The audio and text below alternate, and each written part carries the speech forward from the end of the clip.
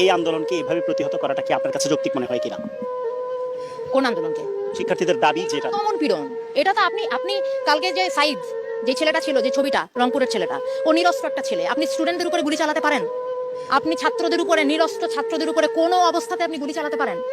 এটার জবাব প্রশাসনকে দিতে হবে। বাংলাদেশের মানুষ এটা জানতে চায় যে আমরা একটা প্রাণের কথা বলবো, একটা দাবি তুলবো। আপনার সেটা পছন্দ না হতে পারে, আপনি বাহাস করেন আমার সাথে। আপনি আমাকে কথা বলতে দিবেন না, আমি কথা বলবো, আপনি গুলি করে মারবেন। ও একটা মায়ের বাচ্চা, ও একটা বোনের ভাই, আপনি ওকে মেরে ফেলছেন। এটা একটা কথা হলো? এটা কিছু হলো? এইটাকে আপনি বলবেন?